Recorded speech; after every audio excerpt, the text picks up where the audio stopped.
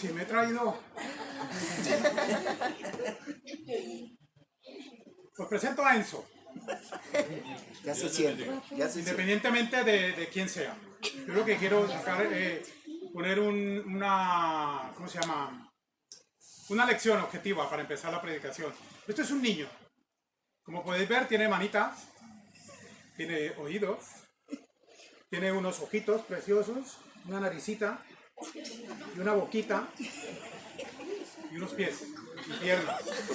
Tiene todo para empezar la vida. Voy a pedir a su padre que venga por él, por favor, ya. Es mi nieto también.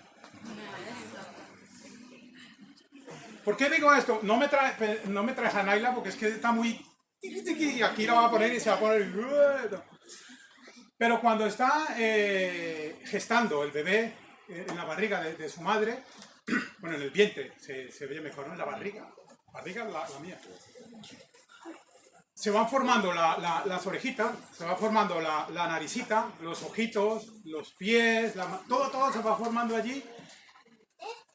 Pero no los utiliza para absolutamente nada ahí. ¿Por qué? Porque es que no le hacen falta allí. A mí con que me tenga conectado con el cordón umbilical, que por ahí es donde me entra a mí la alimentación, todo. Si pensara un bebé en ese momento, en el vientre, ¿qué pensaría? ¿Yo para qué quiero estas manos? ¿Yo para qué quiero estas piernas que se me están formando? ¿Estos oídos para qué son? ¿Y esta nariz? ¿Y esta boca? Dicen que es para comer, pero si yo me alimento por el cordón umbilical, ¿eso para qué es? Él no lo sabe, pero una vez nace y empiezan a crecer y empiezan a descubrir cosas, porque Naila aún no, pero Enzo ya empieza a descubrir cosas porque le muestran cosas y él ya manda la mano a coger. ¿Y qué hace? ¿Qué es lo que primero que hace un bebé cuando coge algo? ¿Sabes? ¿Para qué sirve la boca? Pero todos esos sentidos, cuando está en el vientre de su madre, no sirven para nada. Pero se están formando para después.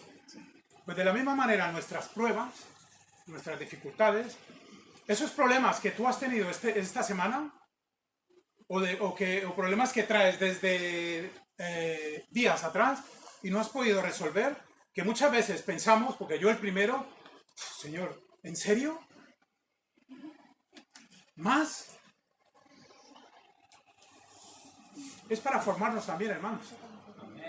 En algo que todavía no vemos, pero que sabremos en su momento y vamos a decir, ahora entiendo por qué el Señor en el vientre de mi madre me formó para hoy en día poder usar esas cosas que sí que las necesito hoy en día. Pues hoy en día, hermanos, de pronto no vemos que no necesitamos los problemas, pero más adelante vamos a poderle sacar provecho a esas experiencias para la gloria de Dios. Yo creo que vayáis conmigo a la Biblia. Yo creo que sabréis, muchos, el título de este mensaje es Dormir en la tempestad. ¿Sabéis a dónde voy a ir?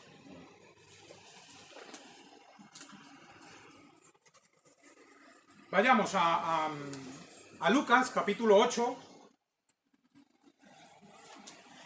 También está en Mateo, también está en Marcos, pero he querido ir al de Lucas, la historia que nos cuenta Lucas, en el capítulo 8, versículos del 22 al 25. Lucas 8, 22 al 25, dice la palabra de Dios. Aconteció un día que entró en una barca con sus discípulos y les dijo, pasemos al otro lado del lago. Y partieron, pero mientras navegaban, él se durmió. Y se desencadenó una tempestad de viento en el lago, y se anegaban y peligraban. Y vinieron a él, y le despertaron diciendo, Maestro, Maestro, que perecemos. Despertando él, reprendió al viento y a las olas, y cesaron. Y se hizo bonanza. Y les dijo, ¿dónde está vuestra fe? Y atemorizados se maravillaban, y se decían unos a otros, ¿quién es este que aún a los vientos y a las aguas manda y le obedecen? Dios amado, una vez más tenemos delante de tu presencia, tu palabra abierta. Te pedimos que hables a través de tu Santo Espíritu en nuestro corazón y que podamos tener el suficiente discernimiento para entender lo que tú nos quieres hablar en esta mañana a través de tu palabra. Te pedimos que no solamente nos permitas entenderla, sino guardarla en nuestro corazón y aún más que podamos ponerla en práctica en nuestras vidas, Padre, para que los demás vean ese Santo Espíritu que mora en nosotros, cómo actúa y sientan curiosidad el saber el por qué actuamos de esa manera, Padre, y también lleguen a tus pies. Te pedimos todo esto en el precioso nombre de Cristo Jesús. Amén. Sabemos, como dice Hebreos, capítulo 11, versículo 1. ¿Qué dice Hebreos 11.1? ¿Quién se lo sabe de memoria? Pero a ver, me hace gracia, porque en la escuela dominical también no sabemos el versículo y empezamos. Es pues la fe, la sentencia de lo que esperan, como con miedo, como te van a decir, ¡cállate! No, si todo lo contrario, estoy diciendo, ¿alguien se sabe este versículo de memoria? Pues la fe, pues decirlo. la 1, certeza 2, de lo que se 3. espera, Es pues la fe, la certeza de lo que se espera, la convicción de lo que no se ve. Correcto. En otras palabras, que la fe es la certeza, es decir, el conocimiento seguro y claro de lo que espero, y la convicción o la creencia o el conocimiento, lo que yo sé de lo que no se ve. En otras palabras, por fe veo. Por fe veo. Y una demostración de fe, una de las demostraciones más grandes de fe, bueno, hay muchas, pero una de ellas, que el mismo Señor Jesucristo lo dijo, la encontramos en Mateo, capítulo 8,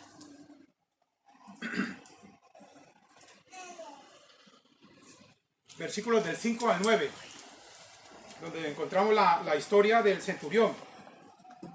Mateo 8, del 5 al 9, dice la palabra de Dios: entrando Jesús en Capernaum, vino a él un centurión, rogándole y diciendo: Señor, mi criado está postrado en casa, paralítico, gravemente atormentado. Y Jesús le dijo: yo iré y le sanaré. Respondió el centurión y dijo: Señor, no soy digno de que entres bajo mi techo. Solamente di la palabra y mi criado sanará. Porque también yo soy hombre bajo autoridad y tengo bajo mis órdenes soldados, y digo a este: ve y va, y al otro: ven y viene, y a mi siervo: haz esto, y lo hace. Al oírlo Jesús se maravilló y dijo a los que le seguían: de cierto os digo que ni aún en Israel he hallado tanta fe. Por eso os digo que eso es uno de los ejemplos de fe que encontramos en la palabra de Dios. Tristemente, en la actualidad es todo lo contrario. Como hijos de Dios debemos de, como le dijo a Marta, si crees, verás. Pero tristemente en la actualidad es: si yo no veo, yo no creo. Incluso algunos viendo no creen. En los tiempos bíblicos también había alguna persona así. Tomás, por ejemplo, en Juan 20:19, el Señor Jesucristo le dice: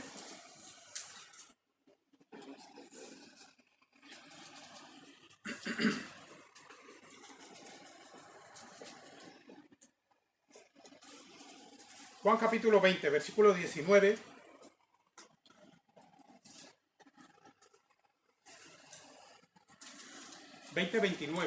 Así yo le dice, Jesús le dijo: porque me has visto, Tomás, creíste.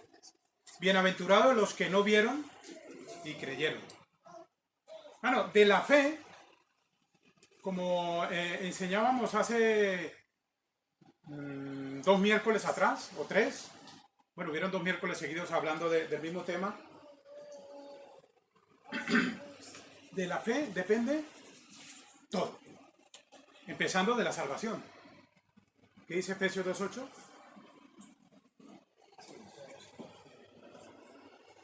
A ver, que siempre lo digo mal.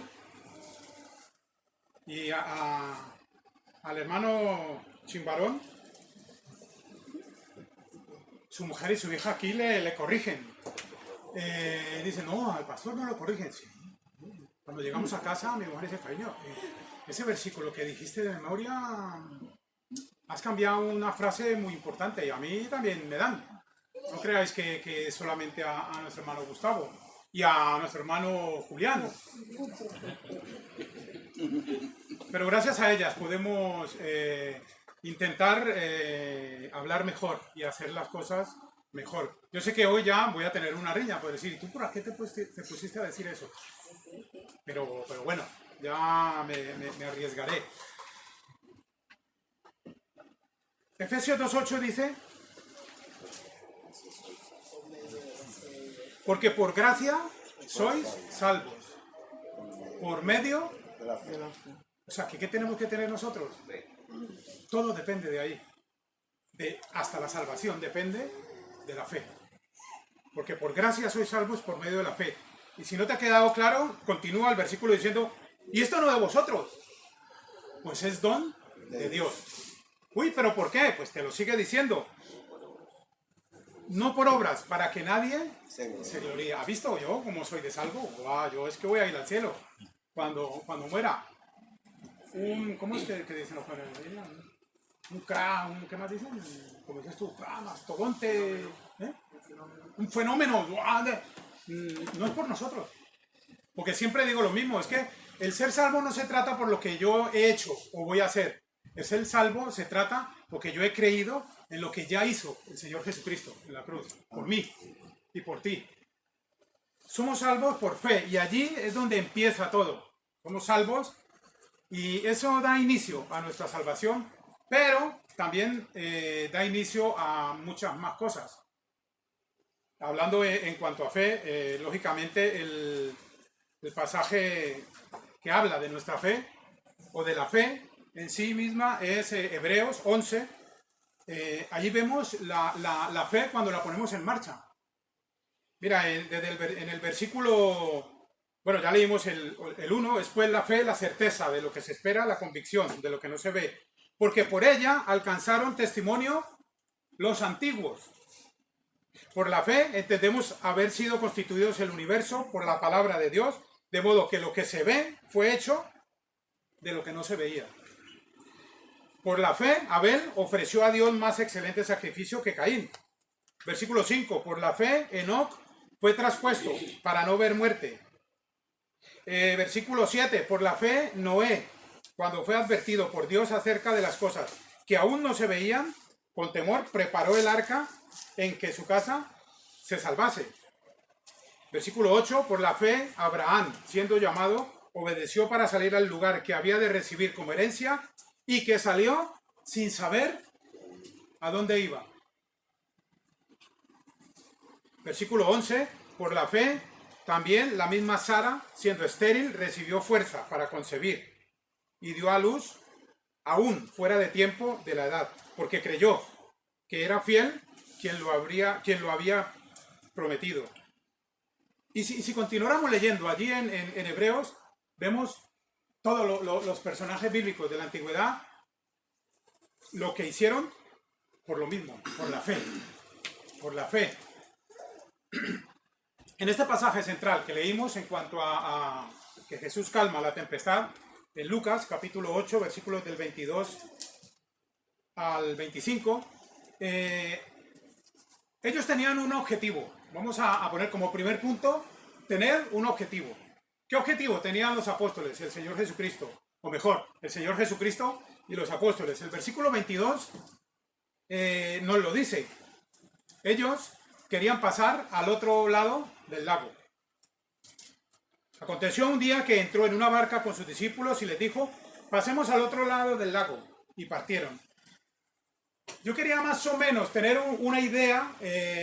Yo he tenido la bendición de trabajar por la Marchal, lo que es los campos de arroz del Palmar, Sollana, Romaní, todo este sector que son solo campos de arroz.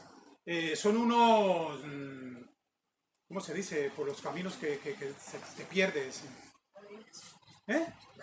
Exacto, son unos laberintos que solamente lo conocemos los que hemos trabajado allí. De hecho, a mí me decían, coge el tractor grande y ves al campo 77. Vale, ya sabía yo dónde quedaba. Pero claro, al principio, en ese 77, si hay 4.000 campos ahí, ¿yo cómo hago para saber? Mira, de donde está la higuera del loco, ese. Digo, vale, tú ya te sabes todo. El Monte de los Santos, que está allí, son referencias que nos conocemos los que hemos trabajado allí. Pero este es el lago de la Albufera. El que no sé si habéis ido algunos, habéis tenido la bendición, y si habéis hecho el paseo en barca, pues hay ¿cómo se llama esta aplicación? ¿Que vale la pena darle propaganda con la que fuimos nosotros? Hay una aplicación que se llama Groupon, yo creo que sabréis. Y allí hay paseos en barca y a nosotros nos salió creo que por 9 euros o 12 euros los dos. Paseo en barca.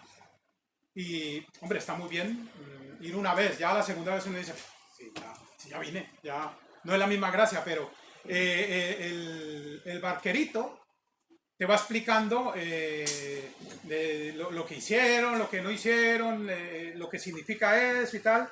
Es muy interesante, pero este es el lago de la Albufera. La verdad es bastante grande. De hecho, cuando hace viento, también coge marea y parece que fuese el mar, pero realmente es agua dulce. Porque esta agua vienen del río, de dos ríos, que ahora no sé si lo apunté. Se me olvidó el nombre y dije, voy a apuntarlo porque se me olvida. Y se me olvidó apuntar para que no se me olvidara. Es que estoy tomando unas pastillas para la memoria. No me acuerdo. Bueno, está bañado por dos ríos que riegan los campos de arroz y desembocan en un lago. Y ese lago está conectado a varios canales que desembocan al mar. Hay unas compuertas en las que los encargados de ello controlan el nivel del agua dulce. Porque al otro lado de la compuerta está el agua salada del mar.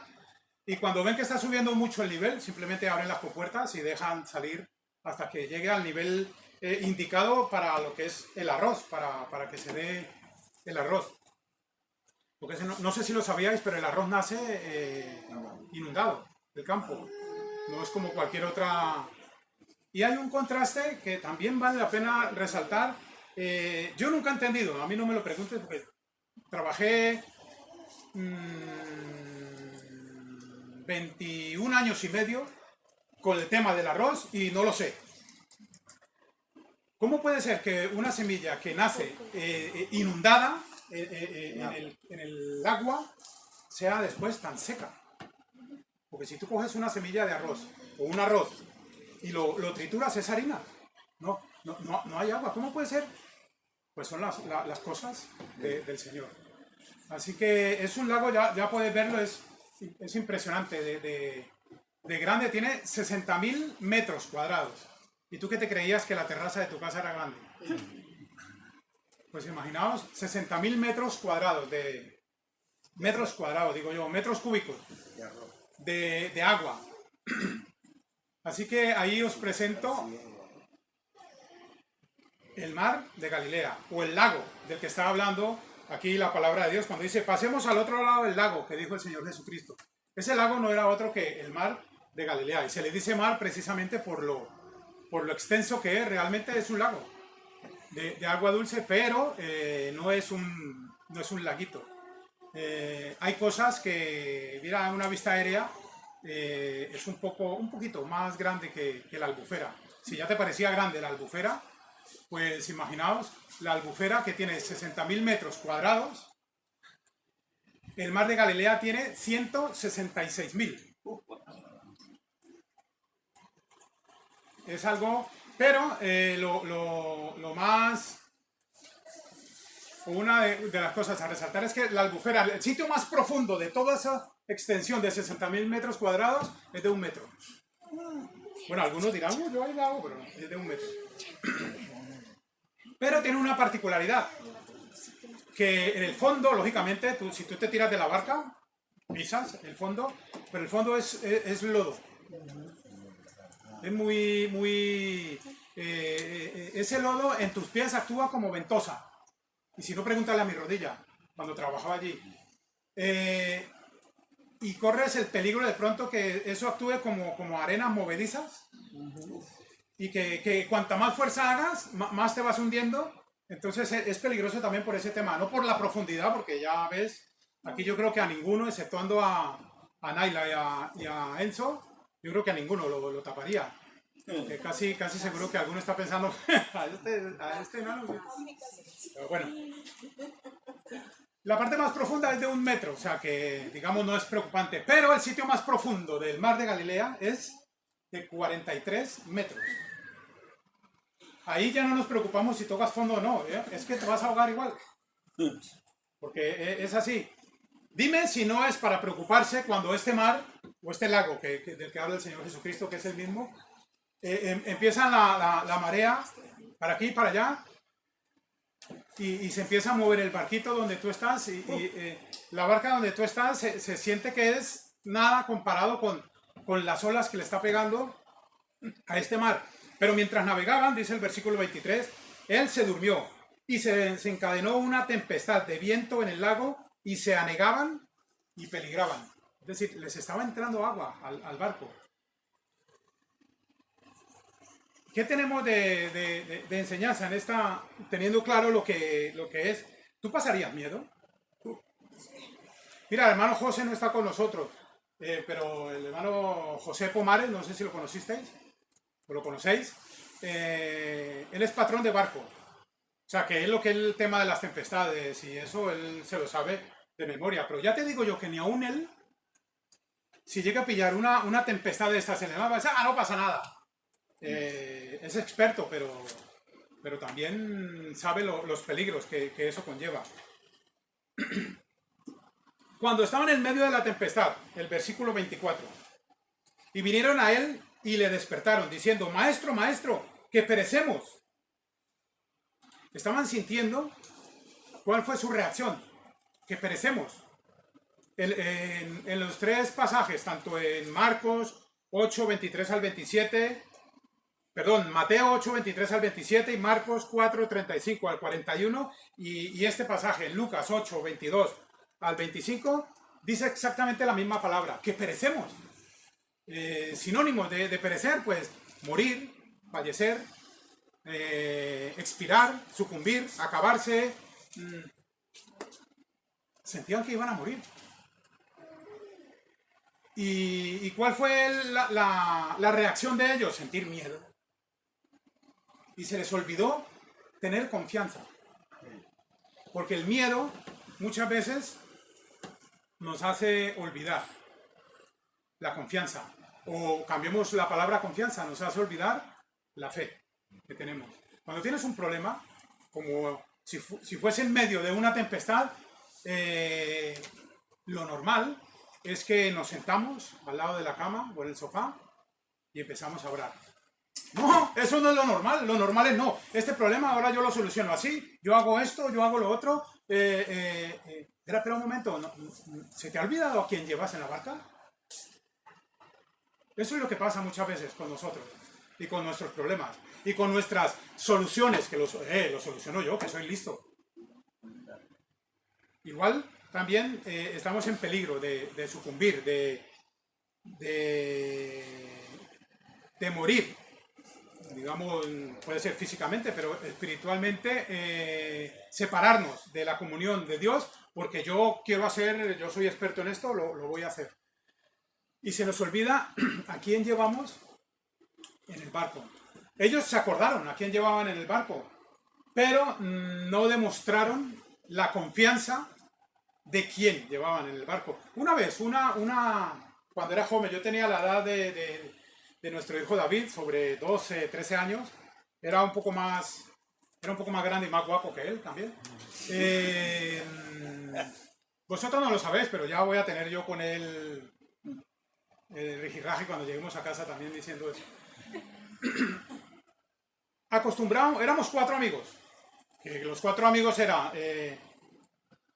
Jorge, que vivía en la esquina de la calle, Omar, que vivía en la casa del lado, había una casa en medio, dos casas en medio, y a la siguiente vivía otro que se llamaba Edgar, y en la esquina vivía otro que se llama Zafra. Esos eran mis amigos, no habían más. Llegó un chico nuevo de nuestra edad, entre la casa de Omar y de Edgar, que habían dos casas. En una de esas casas llegó un chico nuevo que sinceramente no recuerdo el nombre de él. Entonces nosotros lo que acostumbrábamos era, venga, esta semana donde toca el picnic, que llamábamos nosotros. Teníamos una tienda de campaña y de los 4, 3 teníamos casa que tenían terraza arriba, en la azotea que se llama.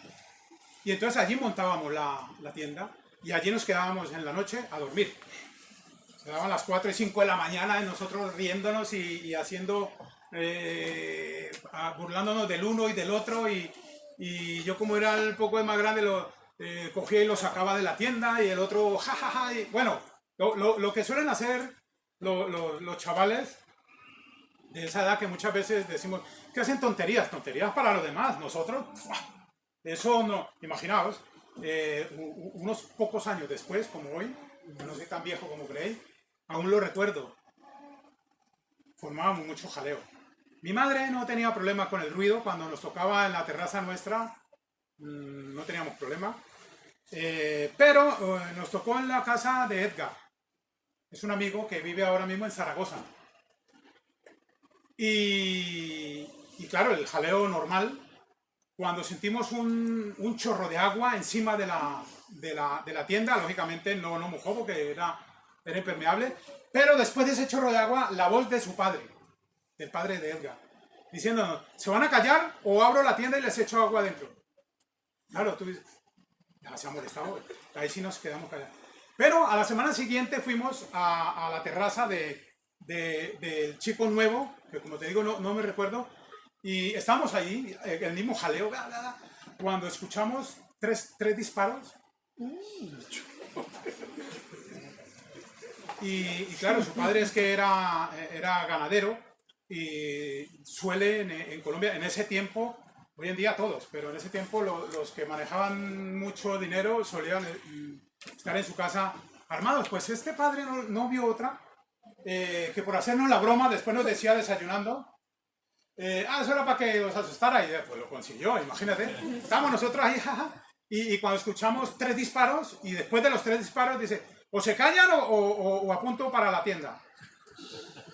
Claro, cuando dijo eso, mi primera reacción fue coger a su hijo, lo cogí y lo puse delante de mí. Porque en mi temor yo dije, que dispare, a su hijo no le va a disparar. Y eso es lo que, de manera graciosa, pero realmente como el mensaje, eso era lo que deberían de haber hecho los discípulos. Si tenemos al Señor aquí, yo es que me voy a hacer al lado de Él. Si esto se hunde, seguro que el Señor no se va a morir. Yo menos si estoy al lado de Él. Pero ellos no pensaron en ir al lado de Él, sino que lo despertaron. Y encima de despertarlo le dicen, ¿pero qué no estás viendo que vamos a morir? Como quien dice, es que si tú no haces nada, ¿tú crees que si, aunque estuviese dormido, ¿tú crees que se hubiese hundido? Si estaba el Señor con ellos. ¿Cómo lo iba a hacer? Y vinieron a él y le despertaron diciendo, Maestro, Maestro, que perecemos. Despertando él, reprendió al viento y a las olas y cesaron. Y se hizo bonanza. Pero ¿cuáles fueron las evidencias de la falta de fe de ellos? Tenían fe, sí, pero no la pusieron en práctica. Y muchas veces nos pasa eso a ti y a mí. Tenemos fe porque soy salvo. Yo recibí al Señor Jesucristo como mi Salvador personal, porque acepté ese sacrificio que hizo en la cruz por mí, le pedí perdón por mis pecados y recibí al Espíritu Santo en mí. Pues amén. Pero ya está. Cuando tienes problemas, te olvidas que el Señor Jesucristo está en ti. Que el Espíritu Santo está morando en ti. El Espíritu Santo de Dios está morando en ti. Entonces, cuando tienes problemas, muchas veces se nos olvida la fe que tenemos y la dejamos un poco allí y queremos actuar sin fe en nuestra vida. la tienen, pero sin ponerla en práctica. Los discípulos dicen, los que saben, que llevaban con el Señor unos 3 años aproximadamente cuando ocurrió este hecho. 3 años y aún no conocían al Señor lo suficiente como para abandonarse a Él. Ellos demostraron su falta de fe, ya que Pedro, Santiago, Juan y Andrés eran pescadores profesionales. Y seguro que ya habrían tratado con muchas tempestades. En teoría sabían lo que debían hacer, pero también en teoría sabían que el Señor Jesucristo, el que estaba allí durmiendo, era el Hijo de Dios. Era el que había hecho milagros que nunca en la vida habían visto, y por ese motivo lo estoy siguiendo a Él. Pero se les olvidó todo eso. Se les olvidó la teoría y no pusieron en práctica esa fe. No lo demostraron. Yo sí que puse en práctica esa fe. Cuando escuché los disparos, yo dije, a su hijo no le va a disparar. Que le dispare a los otros, pero yo me pongo detrás suyo. Les faltó fe de sentirse protegidos, pues Él estaba con ellos. Hermanos, bueno, quiero hacer un paréntesis y ver un momento. Yo quería sacar a la luz la humanidad del Señor Jesucristo. Muchas veces dicen, pero claro, es que dicen que el Señor Jesucristo era Dios.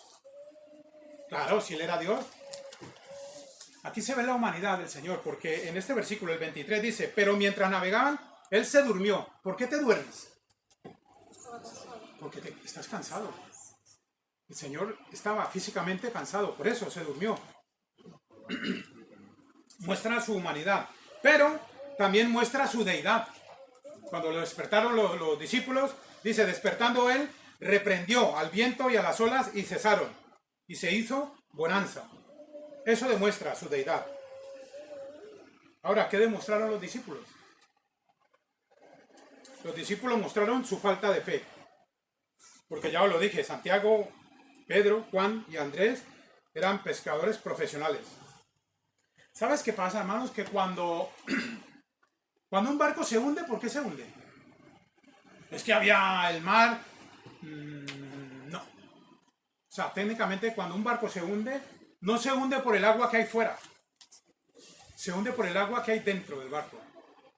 Y muchas veces nosotros, como hijos de Dios, en nuestro barco, espiritualmente hablando, dejamos entrar mucha porquería del mundo y es cuando nos empezamos a hundir. Es que es que el otro. No, ni este ni el otro. Eres tú. ¿Has revisado tu barco? Que si está anegado ya. Pues es momento de que cojas tu cubo. Vale la pena decir hoy tu cubo y empezar a sacar todo lo que no sirve y todo lo que está hundiendo tu barco, espiritualmente hablando. Tenemos al Señor. ¿Qué nos falta? Que lo pongamos en práctica. Yo soy hijo de Dios, yo tengo al Señor Jesucristo, acepté al Señor Jesucristo, yo tengo al Espíritu Santo, pero es que... y ahí te quedas. No, debemos de poner en marcha eso y empezar a sacar de lo que estamos anegados en nuestras vidas. Hermano, ¿qué objetivo tienes en tu vida, tanto espiritual como físicamente? El objetivo de los apóstoles era pasar al otro lado del lago con el Señor Jesucristo. Ese era su objetivo. En este momento de tu vida estás pasando, yo sé, no hace falta ser profeta para saberlo. Yo sé que estás pasando una tempestad en tu vida. Cada uno estamos pasando una o unas tempestades en nuestras vidas. La pregunta es, ¿cómo estás reaccionando? ¿Igual que los discípulos? Como que mirar, ¡ay, es verdad que este hombre viene aquí! Despertémoslo, que él nos ayuda. ¿O estás actuando por tu cuenta? Hermanos, ¿qué evidencias se ven en tu vida que realmente el Señor está contigo? Yo no puedo hacer nada por mí, personalmente, pero con el Señor, que se quiten de enfrente de nosotros, porque el Señor sí que puede hacer en nosotros cosas. Los problemas son la tormenta. Y el agua que rodea tu barco Perdón, y el agua que rodea el barco está afuera, pero el barco eres tú. Y te repito otra vez, ¿cómo está tu barco? El agua ya se está... Y ahí es donde yo he caído en la cuenta, preparando este mensaje, que muchas veces decimos, es que ya no puedo más. Es que ya estoy al límite, como hablábamos el miércoles. Es que de aquí, es que no, como decía este hombre, creo que era de Venezuela, que ya no aguanto más. Muchos estamos así diciendo, es que ya está, no puedo más, es que no doy más, es que no puedo más. Pues bueno, es tiempo de volverte al Señor y decirle, Señor, me abandono a ti, porque yo no puedo más. Hermanos, el Salmo 37, versículo 5 dice, encomienda a Jehová tu camino y confía en Él y Él hará. Pero ese versículo no dice, Él hará, no, primero tienes que encomendar a Jehová su camino. Después de encomendar a Jehová tu camino, debes de confiar en Él. Y entonces, cuando ya has encomendado tu camino y cuando confías en Él, es cuando Él hará. Es un proceso, que si no lo haces en ese orden, nuestras vidas van a estar como están. Debemos de confiar en Él, pero antes encomendarnos a Él, a su camino, luego confiar en Él y Él hará. Y no que nos diga, como le dijo a Tomás, en el versículo 29 de Juan 20. Tomás, porque viste, Tomás, porque me has visto, Tomás, creíste. Bienaventurados los que no vieron y creyeron. Hermanos, como ese niño, como Enzo, cuando estaba en el vientre de su madre, se formaron muchas cosas que no servían para nada. Pero cuando salió, cuando nació, ahora está empezando a poner en práctica esas cosas. Yo quería, como empecé, terminar. ¿Qué está formando el Señor hoy con tus problemas? Anda, no lo había visto de esa manera. Yo solamente veía que eran problemas que tenía que torear, mucho, como solemos decir, problemas que tengo que solucionar con la ayuda del Señor. Sí, pero no, nunca lo has visto de esa manera. Pararte un momento y decir, vamos a ver, este problema que tengo, ¿qué quiere el Señor de mí con este problema? Quizás paciencia. No, si yo le he orado al Señor que me dé paciencia, pero rápido.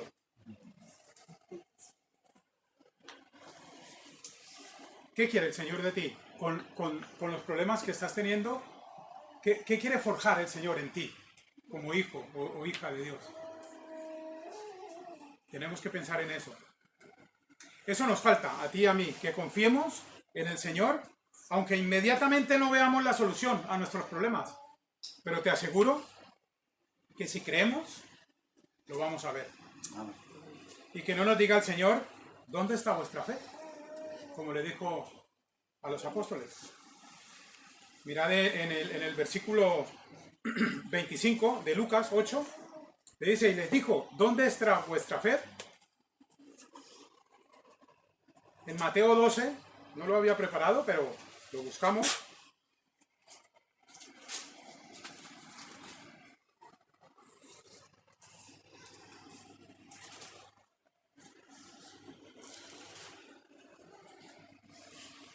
Perdón, en Mateo 8, 23. Bueno, a partir del 23. Mateo capítulo 8, versículo 26 dice, Él les dijo, ¿por qué teméis, hombres de poca fe? Y en Marcos capítulo 4,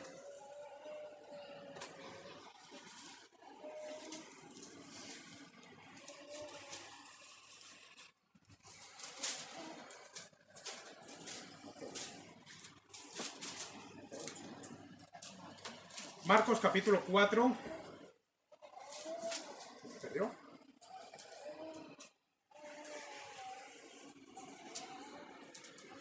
en el versículo 40 dice, y les dijo, ¿por qué estáis así amedrentados? ¿Cómo no tenéis fe? Y muchas veces leemos ese versículo que de hecho lo hemos demostrado, no lo sabemos de memoria, algunos. Es pues la fe, ¿qué dice? La certeza de lo que se espera, la convicción de lo que no se ve. No lo sabemos de memoria, bien. ¿Y lo ponemos en práctica? Eso ya es otra cosa. Y así como ese versículo, muchos versículos de la Biblia no los sabemos de memoria. Pero pasa exactamente lo mismo. No los ponemos en práctica. Y el Señor lo que quiere es no solo que entendamos su palabra y que la guardemos en nuestro corazón, sino que también la pongamos en práctica. ¿Para qué? Para que no solamente para que nos lleven a nosotros a un mejor vivir cristianamente, sino para que los demás, los que no creen, les llame la atención eso. Y digan, ¿cómo este hombre o esta mujer antes era lo que era y ahora lo veo que, ay mía, es que ha dado un cambio impresionante? Pero para bien o para mal, no, para bien. ¿Y no te interesaría saber el por qué? ¿Qué está haciendo para eso? Pero ¿sabes qué pasa? Pasa lo mismo cuando a una persona la ves muy gorda, como yo, por ejemplo, y la dejas de ver un par de meses y la ves más delgada.